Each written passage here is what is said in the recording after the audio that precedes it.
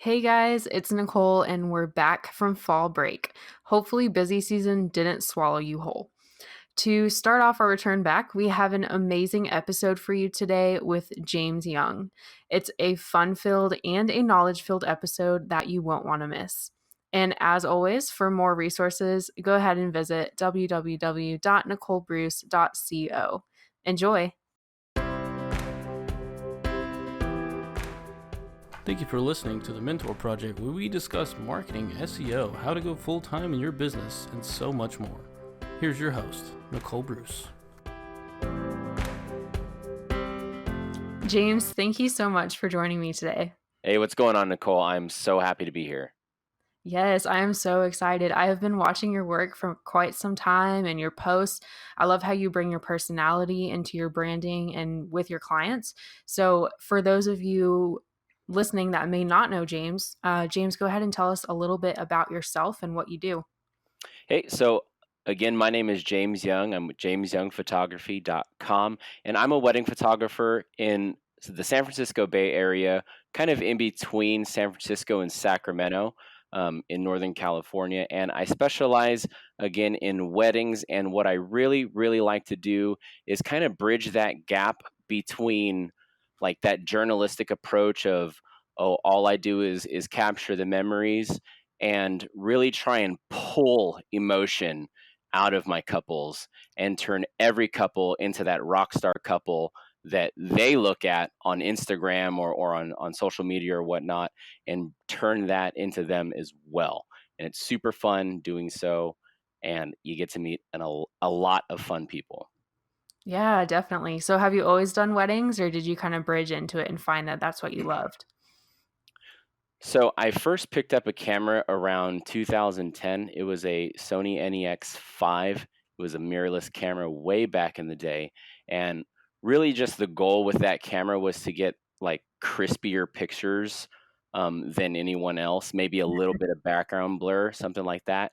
And I kind of was always that person that hung out with their camera, right? And had a little bit better pictures than most people. Fast forward a few years, I was asked to photograph a wedding as a second shooter, and like my immediate response was no. I will not do that. No, thank you. I just like to shoot with my camera. I just like to take cool pictures. That's it. And my wife encouraged me to go ahead and do so, and that was back in 2015. Fast forward to February 2016, that's when I shot my first wedding for money. I made $300 on that gig, and then the rest is history. So professionally, I've really only ever specialized in weddings, but I've shot all kinds of different crazy stuff for like gig money here and there. Yeah, and I love that because, everyone starts somewhere, and I think there is a real kind of myth behind the idea that professional wedding photographers have been in the business for like 15 years, like every single one of us.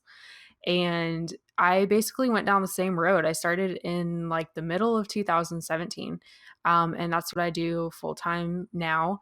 And so, yeah, it's just really awesome to hear how you kind of just started and you ended up liking it, even though you didn't even want to take the first one. So Yeah, that's yeah. awesome. Yeah, that's always a really funny thing to me, because the first wedding that I ever took a picture at was the fourth wedding I had ever been to in my life, including my own. So I knew absolutely nothing about the wedding industry, the wedding culture, et cetera, et cetera, et cetera. And now I'm one of the team bride. Like I'm one of the girls in the bridal suite, having a good time, popping champagne, and taking flicks. It's super fun. Yeah, that's awesome. So, one of the things that I wanted to talk about today, I'm not sure if anyone listening has seen kind of like your video series that you started, but I've watched a few of them. And one of them, you were talking about kind of how you went and how you got clients, how you networked with local hmm businesses. And what I thought was really interesting was that you actually took that networking and you weren't just focusing on like wedding venues or wedding planners. You were focusing on mom and pop businesses in the area, and just networking with them and using those resources and those connections to actually grow clientele like literally everywhere. So, how did you kind of start that and get that idea? Oh, so this is really cool. So nothing I do is like really anything that I think I created the idea for it. All I do is a lot of YouTube research. And one time I was watching Gary Vaynerchuk. He's like one of my favorite YouTube entrepreneurs. Um, and he was talking about the idea of value and value exchange, right? So when you're first starting out in your business, maybe money isn't the most valuable thing for you, right? Maybe $200 is a little bit, like, even though it's exciting to get $200 for a photo shoot, wouldn't it be more exciting to get the exposure from the mom and pop shop that you're working at, and a bunch of people will see you working, and a bunch of people will come talk to you? And he had like all these different examples, and I just related it to my current situation with photography. So while I was doing client gigs, what I did was I had like this list of all the different locally owned businesses, and I went and looked at their Instagram accounts, and I was like, okay, their Instagram sucks, their Instagram sucks, their Instagram sucks, their Instagram sucks, and just from a photography standpoint.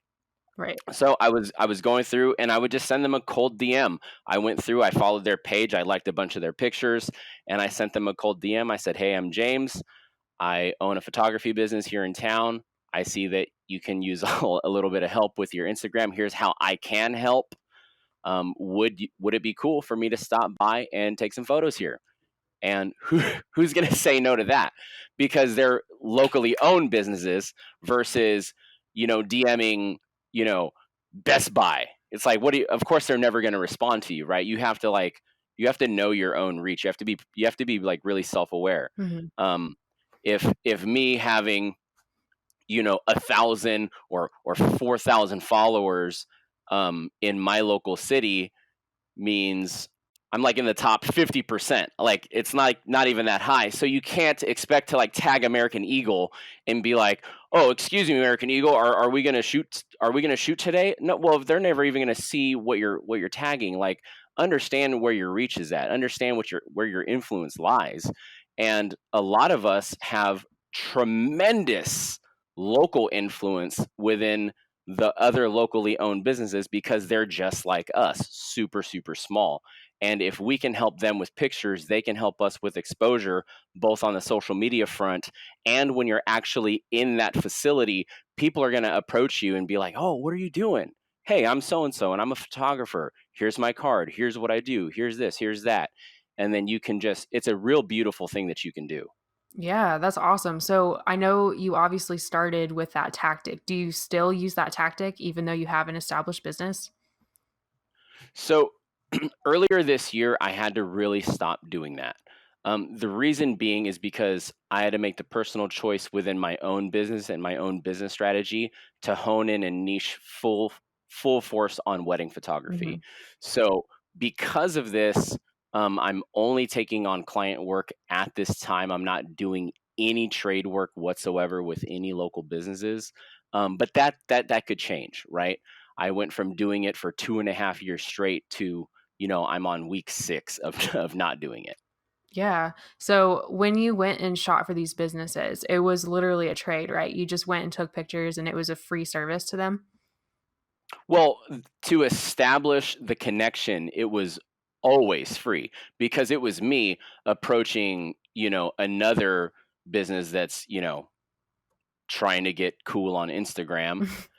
So we had like we both had something we needed, right? And it wasn't money.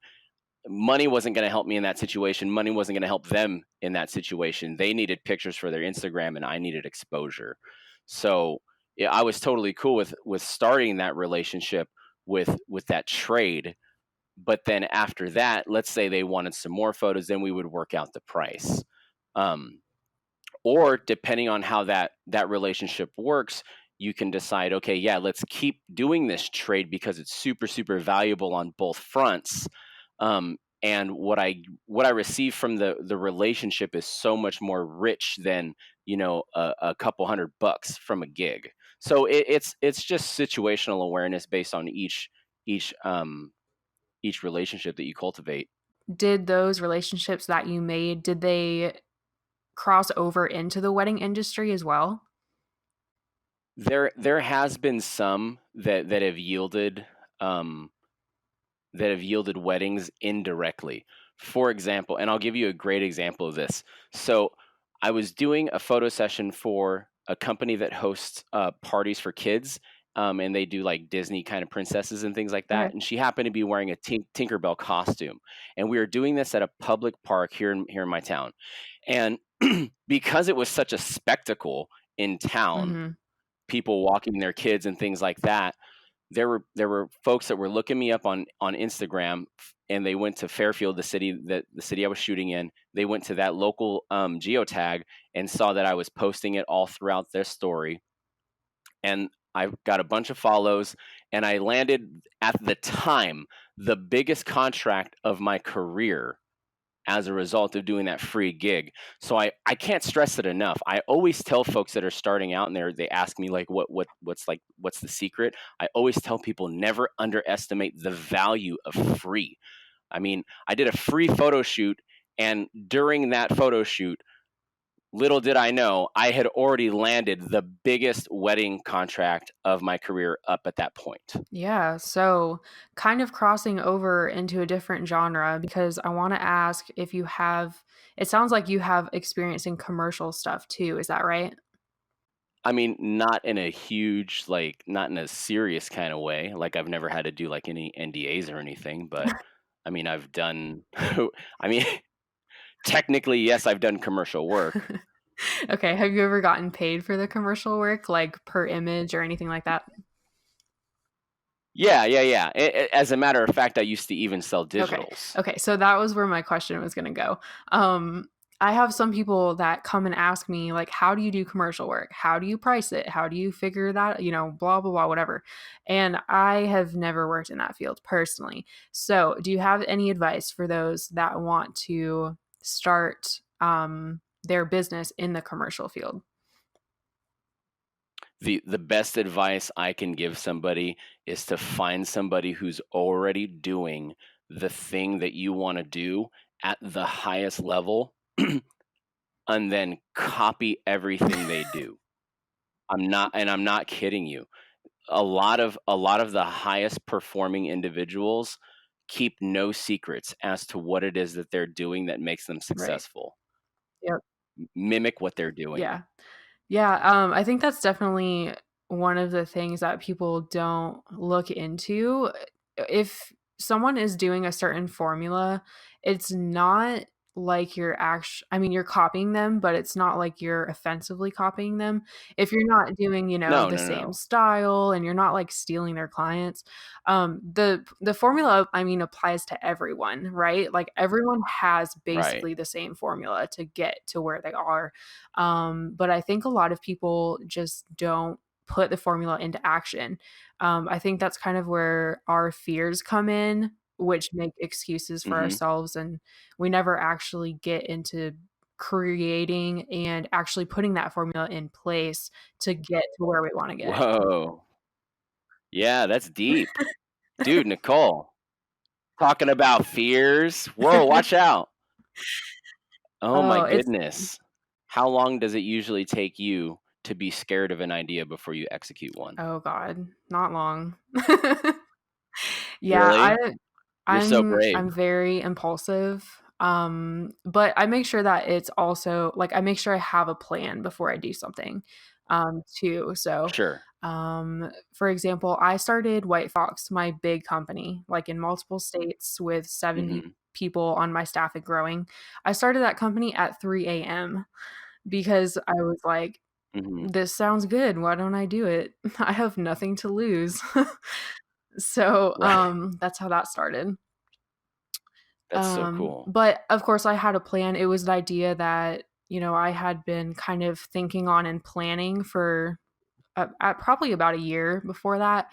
But I decided to put it down on paper that morning, make a website, and actually do it, because I was finally in the situation that I didn't have to, have like a regular job or anything because my husband was in the military before. So we I had see. some, like weird things going on for scheduling. And when we had moved into this town, we didn't have any job or anything like that. And like we literally had no income. So I was like, what do I have to lose right now? Mm, Like, let's just kill sure. it. And that'll be the end of any financial stress. So that's what I did because Wow. desperation makes success. There you go. You you didn't have time to No, have any not fear. really. I love it. But What gives you fear now? um let's see. That's a good question. I think right now my biggest fear is because we're going to keep expanding, which we don't have to, but it's something I want to do. And as we keep expanding, there's different control I'm going to have to give up because I can't manage everything. Gotcha. Mm, So like mhm. hiring different managers for different areas and having different state managers and stuff like that. I'm used to kind of having all the control. So I'm going to need to like 100% trust somebody and hire somebody for that job. That's basically my company. So that's kind of Right. hard. So you would be transitioning really more into an owner an operations director versus the hands-on. Yeah. I mean, eventually I'll just be CEO and, Right. be looking over everything. Um, right now we have two states that we operate in. And when I say two states, like we're in every city and that's in those two states. Mhm. And then we're going to have at least four next year. So I'll be able to control probably four or five. But once it gets past that, it'll Wow. be something that I won't be able to have complete hands on for. So That is so exciting. yeah, My goodness. yeah, it'll be fun. Um, so yeah. So what are your future goals? So my future goals are to further inject my personality into the brand. I've really started leaning into that um, this year, especially as I've gotten more confident as a person and done a lot more personal growth myself. Um, yeah, it finally dawned on me that one of the things that makes my photography business so special is James Young, Mhm. and really leaning into that idea that I'm one of the big key factors as to why this thing is as special as it is. And it's everybody's secret weapon. It's not just Yeah. mine, is yourself. And really just leaning into my own personality within my Instagram posts, letting go of a lot of judgment, letting go of a lot of preconceived ideas of um, the way business professionals should present themselves online, the way men should present themselves online, the way a wedding photographer should look, the way a wedding photographer should behave themselves, et cetera, et cetera. I said, forget all of these things. I'm not going to try and like fit in. I'm just going to be myself, jam in the industry, and whoever likes me, let's rock on. Yeah, and that is one of the things I think a lot of people have trouble with. They start their companies and they have great companies. They have amazing work. But when people go on their website, it's just a company. It's just another Yeah. website. Um Yeah, it's just words on a screen. yeah, exactly. And if you guys have ever seen Brooklyn Nine-Nine, when you go on a website like that, you're boring. Yeah, You have to exactly. find some way to stick out, and that's just being Oh, yeah. yourself. No one That's else is you. hilarious. It's so funny you said that, but even before I took my first gig or even wanted to take my first gig as a photographer, I used to study photographers' websites, and I would get so frustrated at how dull everyone seemed to be. I was like, "Oh my goodness, I thought you guys are supposed to be a bunch of artists and, big personalities and fun and like crazy, and it's like these super lame websites. Oh my goodness, put me to sleep." Yeah, for real. Yeah, half of the website critiques I do and just looking at different people. Even when I had to hire my own wedding photographer, I went through, like, I Yeah. swear, like 75 different websites, and I didn't pick anyone out of those because I was like, "Oh my god, like, these are all terrible websites." Like, you could be, Right. really good, but if you're just putting the same, like, "I'm gonna capture your memories" on the front page, and you Yeah. have, like, a scrolling music video thing, and, like, you can't can't do it. Yeah. So, I know in your work, going on your website and seeing that the spider couple post that just went Mhm. viral for you, you do a Yeah. lot of cosplay as well, right? Yeah, I have done a lot of cosplay in the past. It's really a direct result of just something that I'm personally into. I love all the Marvel movies, the Marvel Cinematic Universe, all that stuff, and just superheroes ever since I was a little kid. I've always been fascinated by superheroes. They're, Western Americans' version of Greek mythology, right? Mhm. It's our, you know, it's our mythology of our age. So it's something that I've always really been into. And when two passions kind of get to clash together, that's always super, super fun and interesting. And I think the cosplay is really a direct result of that. Yeah, so the spider couple that you had, was that an engagement or was it just a cosplay shoot?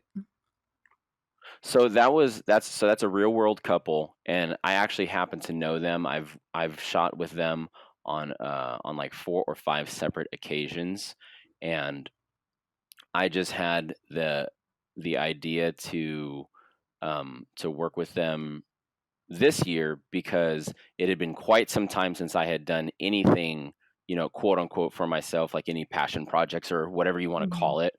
Um, so I hit up the model November cosplay, and I was like, hey, if you and your husband would love to do a couple shoot, that would be a great way for all of us to be able to shoot together again, so that I can still shoot and still use it for my brand, and you guys get awesome pictures out of it too, and you guys can use it for your brands, but also have something special for your Mhm. walls. So she was all in. She asked me if I was willing to do Spider Gwen and Miles Morales from the Enter the Spider Verse movie, Yes. and to which I was like, yes, of course. Like, please. I was like, let me please do that first. Um, like, don't let anybody else photograph the two of you together as Mhm. them until it's me. I want to be the one to do it. So we set the date, and then it's the craziest thing because I was telling my second photographer a on the way to a wedding, like the Saturday before the Thursday that we shot.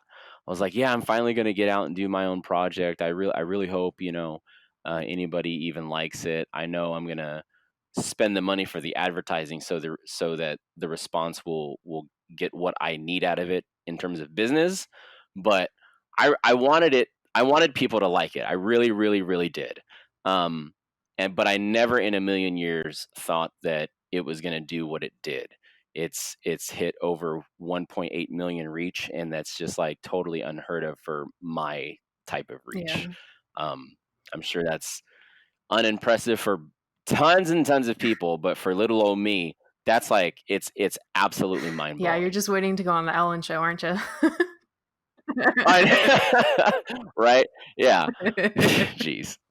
But yeah, I mean, it's because like things like this are really special to me. It's literally like everybody that lives in the city that I live in has seen it, you know, 18 times over. Like little things like that are like really Yeah. special to me because I don't live in a huge city. It's 100,000 people, and to have that kind of reach in such a small town is like absolutely legendary, at least to Yeah, me, no, it is. and it's super Yeah. fun. No, that's awesome. I mean, I've never had anything reach that big either, so Yeah, I mean, it breaks your Facebook. It's unreal. It's I don't even know. I wish there was any kind of like way to explain what even happens to your brain when it happens to you, and like because it's like good, bad, and yeah. ugly, right? Like you experience all kinds of emotions Mhm. about it. But yeah, it's a super trippy Yeah, I experience. bet. All right. So as you, because you mentioned earlier that you were going to brand into strictly weddings, are you still going to keep like your cosplay stuff on your website? So the website is severely out of date in terms of, I mean, you know how that is. Yeah. Um, it's got like some recent work on there, but the marketing in terms of like the branding and the perception of what the website represents is like it's pretty out of date. Um, but I'm going to I'm still gonna do fun couples and stuff, and if that means a cosplay couple, then yeah, I'm gonna do that.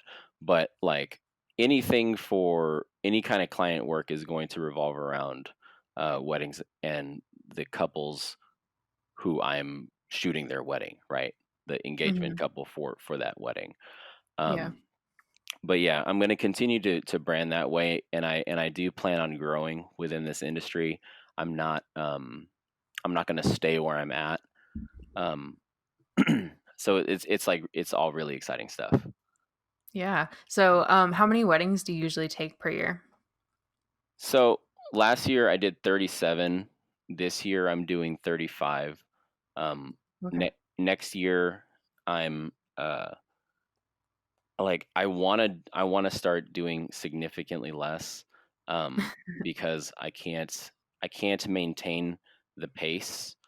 Um, so I'm going to have to pivot and charge a little bit more so that I can give my brides, really the type of attention I want to give each and every couple, Hmm. so that I can really provide an even better experience, an even more valuable experience to the families that I get to be a part of. Yeah, definitely. I know like most, or it seems like a lot of wedding photographers stick between like 30 or 40 a year.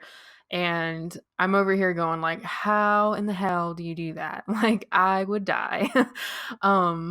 But for my own company, I used to only take like 8 a year. And I Hmm. think this next year I'll probably aim at like 15 to 20 maybe, and I'm probably gonna Hmm. regret that, but, we'll try it. We'll see what happens. I mean, it's a really fun thing. I couldn't like I really pride myself in at my capacity for workload. Yeah. So I don't have a huge problem doing it, and I'm also very very very very motivated by building capital. Mhm. I've never had what appears to be a blank check before.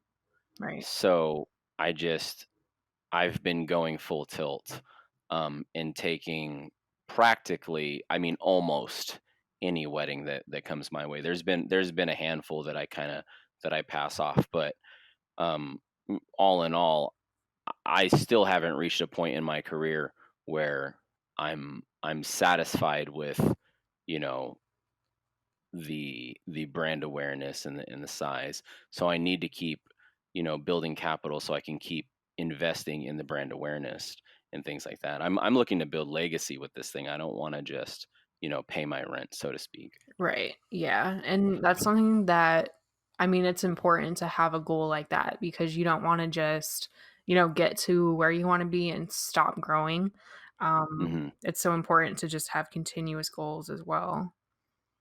Well, right, and I think that's one I experienced a pretty nasty like burnout for the first time at the end of last year, and it finally dawned on me what I was lacking, and I was lacking the growth. It had finally dawned on me that I got like quote unquote like I guess you can say good at photographing weddings, Mhm. in terms of just being comfortable with the flow of the day Right. and totally unfazed by what can be perceived as a very stressful environment. Mhm. Um, getting ready, dealing with, 100,000 questions at once, and things like that. You get to be pretty calm about the entire shindig. Yeah. Um, because the reality is you are very, very unemotionally attached to what's going on. Like you are, but you're not, Mhm. emotionally involved. Um, and because of that, things started getting really easy to me, and I wasn't growing. And oh my goodness, I was just like not having a very good time with it. even though like there were spikes of happiness throughout photographing weddings. But this year I've like totally rekindled, my love for it because I want to grow inside the wedding industry and not just be a good photographer like I've been. Like I'm very well technically, I have a great technical understanding of how to compose a shot and like the rules of composition, all this and that. I find myself to be a very good photographer. Um, but now I'm trying to transition into being a very good wedding photographer and having an all-encompassing understanding of the industry, the ins and outs of every aspect of it, not just the taking pictures part. Yeah, definitely. Yeah, I think that that's the part that I feel comfortable with is knowing how weddings work. But the only reason is because I have White Fox. And Hmm. since we deal with 150 plus couples a year, then you get in the flow pretty quickly. Right. But for me, my challenge is when I go into a wedding myself, and I have two companies in case you're super confused at this point. Um, so You're fine. my husband and I shoot ourselves as well. But when I walk into a wedding, my difficulty and my challenge every time is how can I make portraits that stick out, that are very Mm. different from what you see, on Instagram and on Pinterest. Like, how can I make something really creative and really different from what I've done before? And I think that's something that is always a huge challenge to me, is just constantly pushing myself creatively. Where do you look to for inspiration in those moments when you're feeling like you're not uh, when your output isn't as creative as you would like it to be? Where do you look towards? So honestly, I am on a lot of Facebook groups, but I think the one that inspires me the most is Looks Like Film. Okay. There's so many insane, just like really weird photos on there. Right. And I love that because it's not something that you're gonna see on every website. And that's what I want to do is just, put my like craziness into a photograph and make it weird. And all of my Right. couples love those shots too, because that's what I try and promote whenever I, pull something off or make a picture that's very abnormal. It always goes on my Instagram or my website, Mm. because that's what I aim to be full time. And I think another big inspiration to me was India Earl as well, who kind of forwarded, I think, that movement. Obviously, there's a ton of other people, um, but her following on Instagram and everything kind of reached everyone pretty quickly. And just seeing Hmm. her shots and seeing how like every picture doesn't have to be perfectly in focus. Like if you add weird creative blurs and Mm. like other things like that, then you create something really unique and really, really beautiful. Right. I love that. I work really hard to let myself out of the boundaries of what we consider to be the rules of Mhm. photography. It's like it's that's like my biggest challenge, and I love when I find photographers who just freely explore out of the boundaries. Oh, that type of work gets me so excited. Yes. Yeah. And I mean, because we only had 8 weddings a year in like the past years, that's all we took. There wasn't too much exploring going on because to be completely honest, I don't take my camera out unless I have a client. So I was only taking my camera out Sure. 8 times a year. So that wasn't Wow. really a lot of exploring for me. And I think another thing I found is when we're traveling somewhere, which is a lot now, but every time we go somewhere and I'm like really excited about where we're going, or even the client themselves, even if it's just like a barn wedding, but the clients are like super quirky and awesome. Whenever I'm in a spot that Mhm. I just really feel like welcomed and loved and adventurous, then it 100% reflects in my photography as well. Yeah, that's Yeah. big. So, like, every time we go back to Arizona, we have really good friends there. It's obviously super Okay. Yeah, pretty. yeah. Every time we go there, it's like I come back and I'm like, "Oh my gosh, these photos are awesome." That's awesome. Do you have any genres of photography or even mediums other than photography that you would consider to be inspirations in your own work? Ooh, that's a good question. Or maybe get you fired up for your work. Maybe there's no direct like visual influence, but you get what I'm Yeah, saying? I think my biggest influence in my life for my creativity has been music, which is kind of interesting, Mm. but, my family was really big into music, and I grew up and, like, I've played the piano for 15 years, um, Wow, you're kidding me. and, I can read music. I studied music in yes, college. yeah, so that has been my I'm one of entire the life. few people that can do Yes, that. yep, that has been my entire That's life. insane. Like, my first job as, like, quote, unquote, like, my own business was when I was, like, God, I was, like, 9 or 10. I was the organist at my Wow. church. And Wow. so that was, like, my first, like, little business thing. Um, Oh my word. What kind of church did you go we to? went to a Lutheran, like, a really traditional Lutheran church, which is Okay. I was why we just had the organ, curious. yeah. That's really cool. Yeah, so it was fun, but definitely music. I can always put on music and, like, sing or dance or be silly, like, even in the car safely, of course, but, um Right. or I'll do it in the car unsafely. Just don't yeah, don't well, watch that me. too, but, it's okay. Um, yeah, music is huge for me. I love it. Yeah, music gets me so fired up to do my job. I got like Mhm. my pregame rituals like on the way to weddings and stuff where it's like I gotta be bumping the right tunes to get my mind right. Yes. Yeah, I had a friend in high school who, like, whenever we were taking a big test, I remember talking to her, like, the morning of the SATs, and she was like, "I set my alarm to Eye of the Tiger this morning." So, like, when her alarm went off, that was just blasting, and that was, like, her pregame ritual, quote, unquote, for tests, was she would jam out to Eye of the Tiger beforehand.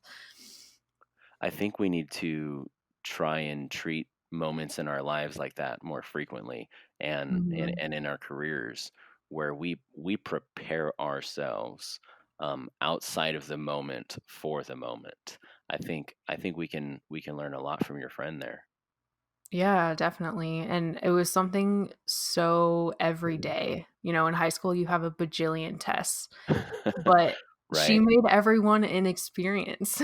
Hmm. So, yeah, definitely. It's all about seeing the little things in life, and, like, I did laundry earlier, and I did, like, 3 or 4 loads of laundry, but, man, I was jamming out to that music because that's the only way that's gonna get done. That's awesome. I love that you find inspiration through music. That's exciting. Yeah, definitely. So, let's see. I think I want to ask you what your biggest piece of advice would be if someone wanted to get into the wedding industry. In the wedding industry, don't be afraid to work harder than the people that you already see around you. Mhm. Don't be afraid of the judgment around from the people around you. Don't be afraid of the judgment in your own mind.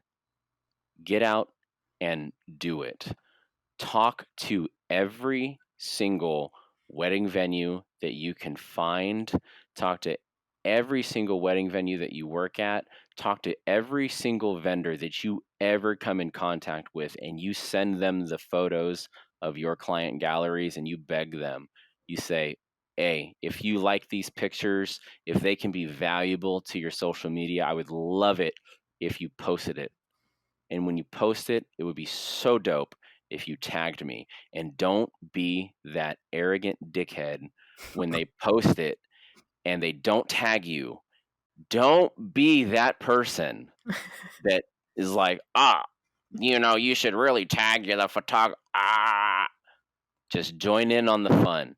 It's good vibes. Like, don't be afraid to work super, super freaking hard. Don't be afraid to cultivate relationships, knock on those doors, so to speak. Cold DM every single wedding vendor you come across. I cannot express enough how important it is to cultivate those relationships. Yeah, that was my goal for 2019 was networking because I Hmm. am very much the person that likes sitting at home and not talking to anyone.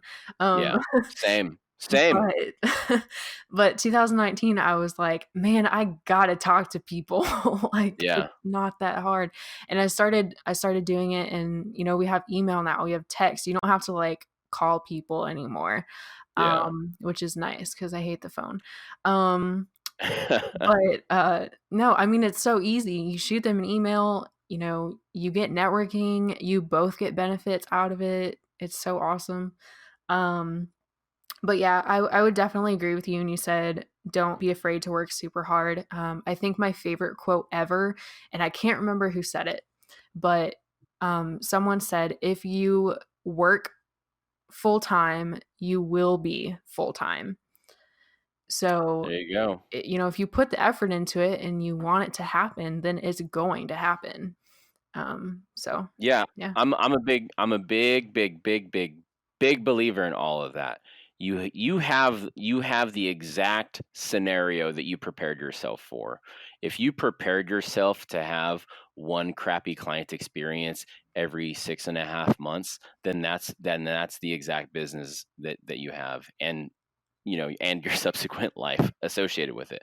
Um, but if you prepare yourself to have 10 weddings a year that are just like outrageously awesome, the type of weddings that Nicole that you're used to shooting, then that's exactly what you have. Like you've built the business that you're ready for.